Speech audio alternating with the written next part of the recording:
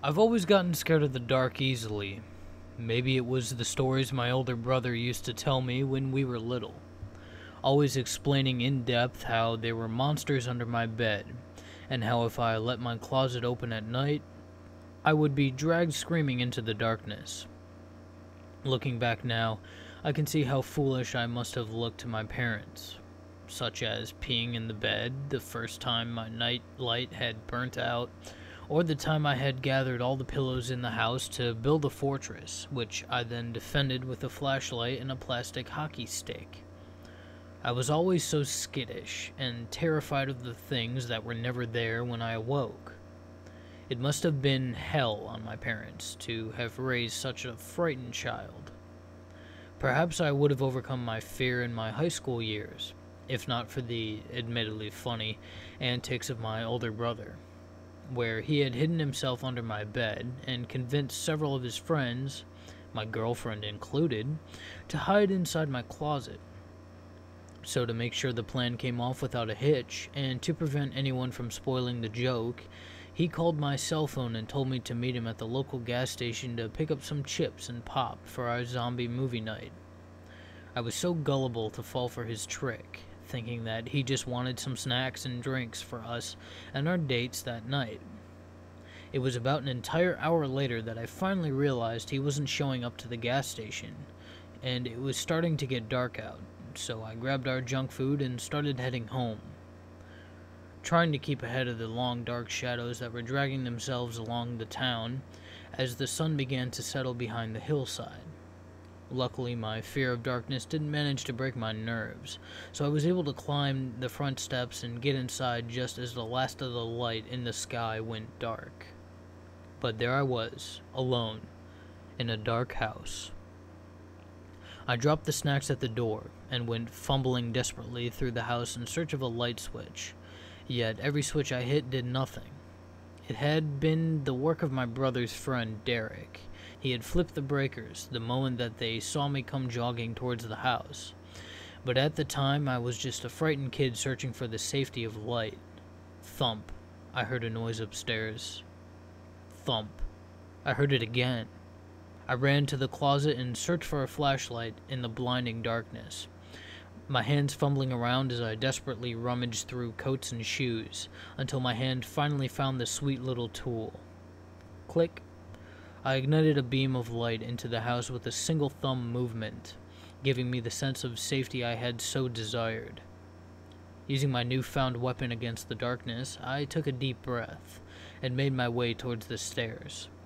So I proceeded slowly, taking each step one at a time, trying to be as brave as I could, during which it seemed as if an eternity had gone by, until at last I reached the top, when suddenly all of my bravery disappeared, because my door was open. Every other door in the hallway was closed, except for mine. I gripped the flashlight tightly in my fist, and I made my way towards the doorway. Shining my weapon of light into the room, I took several steps into the room, when suddenly I heard a noise, sending my entire brain into a frenzy of terrified thoughts, causing me to instinctively drop the flashlight and dive into my bed.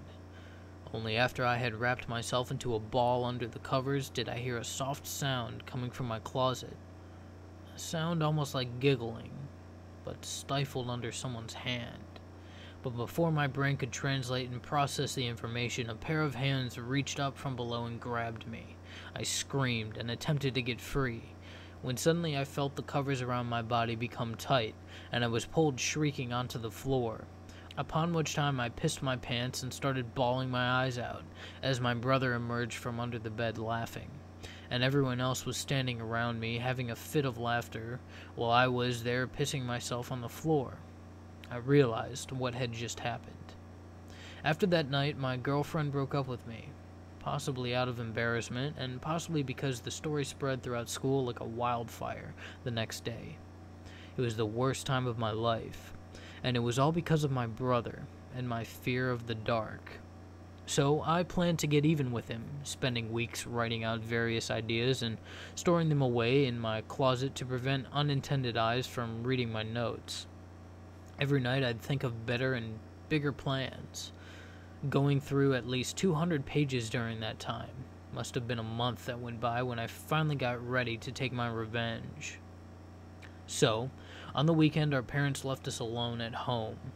While they were gone from town, I hid myself in the closet across from my brother's room, making sure to phone him before I got home from his girlfriend's house. I told him the power had gone out and that I had been electrocuted very badly when I had tried to cut an exposed wire on the old TV in his room. I cried and made choking sounds as I had learned from drama class. I told him how I was scared and hurt, all because I had simply wanted to get revenge on him for his prank. I'm sure my lie worked, because he had run down the street and burst in through the front door only 10 minutes later. Then he bounded through the darkness up the stairs, tripping and knocking over things in the hallway, all thanks to my new knowledge of turning off the power breakers. He threw his door open and screamed into the darkness for me, yelling things like, "I'm here, I'll call an ambulance," and "I'm sorry I ever scared you," were some of my favorites. But I think the best part was when I emerged from the darkness behind him and turned on the flashlight. He spun around and I could see tears streaming down his face. "You bastard," he shouted, and he gave me a tight hug. I didn't think he would do something so mean, just to get revenge for a prank. I smiled at him, and then I pushed him away from me. But that was just a prank of my own. This is the revenge part. I said as his eyes widened and he was pulled into the closet screaming.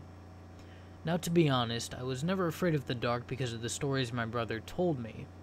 I've only ever been afraid because he was right. I had only been so terrified of my brother's prank because I had thought that it was the darkness coming to get me for failing to uphold my side of the bargain. I had promised them that I would hand over my brother in exchange for them to stop tormenting my dreams. And before that moment, I had been considering letting myself get taken in exchange for his safety. But I guess it was that prank that finally did it. Bravo! You instead got yourself taken by the monsters in the closet, brother. Maybe he'll find a way to get back at me from beyond the darkness. Or maybe he's just been digested in a monster's belly. But all I know is that I'm still afraid of the dark. Thank you for watching. Make sure you subscribe to hear more of what I do here. If you like what you heard, make sure you give this video a like, as your support means everything to me. I hope you have a marvelous day. And as always, stay creepy.